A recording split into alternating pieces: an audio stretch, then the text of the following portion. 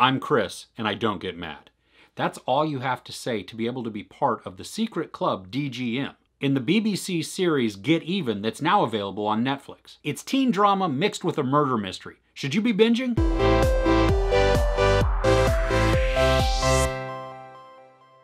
A secret group known as DGM tries to right wrongs at an English prep school for the ultra-rich. Events spiral out of control, and DGM finds themselves trying to solve a murder before they're blamed for it. Before I get into my review, I want to take a moment to brag as a dad. I've got 2 sons that I'm incredibly proud of. In this instance, though, I'm going to brag on my oldest, who just published his first book on Amazon. I've linked it down in the description below. It's Drudgery and All Her Friends. It's a collection of short stories, poems, and his original artwork. If you're into art or short poems or even short stories, give it a look. And if you're so inclined, buy 1 or 12 for all of your friends. Again, I've linked it in the description below, so if you want to check it out, please do. Drudgery and All Her Friends by my oldest son. Right out of the gate, Get Even quickly became a guilty pleasure watch for me. It's angsty, overly dramatic, a bit cheesy even, but the drama of the characters sucked me in and I couldn't help but watch. We've got 4 main characters played by Kim Addis, Bethany Antonia, Jessica Alexander, and Mia McKenna-Bruce. And McKenna-Bruce sometimes looked and sounded exactly like Florence Pugh.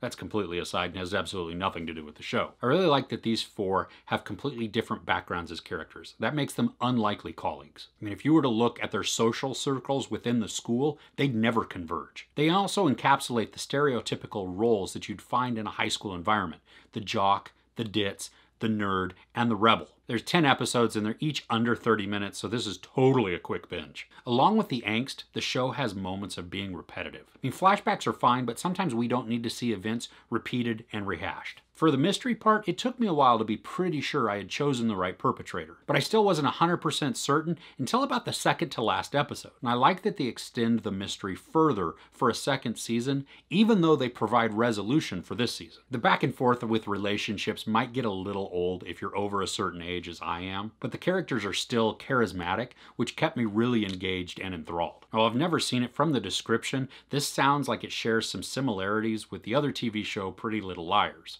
But unfortunately, I'm not going to be able to tell you if you like that one, you'll like this one. And just go with it. There are a few side characters that I enjoyed a lot too, because they brought a moody or sarcastic tone to the story. Joe Ashman as Rex is at times intense and then also oafish. Danny Griffin as Shane gives us some comedic moments with his blank stares and his deep thoughts on ants. And then he surprises us with touching moments as well. I think my favorite character is Bethany Antonia's Margot. She's the nerd in DGM. And that just means that she has the technical know-how to pull off all of the stunts and the feats and the things that DGM as a group are doing to get back at bullies. Not only does she convincingly pull off an American accent, but I love that she is learning how to be confident. We get to see some really good growth from her as she learns to stand up for herself and gain a voice. This series is certainly not on the edgier side of teen dramas. There are other shows out there tackling much deeper issues and content, but this is a fun show that tweens, teens, and even adults can enjoy. I'll say it again, this was a guilty pleasure watch for me.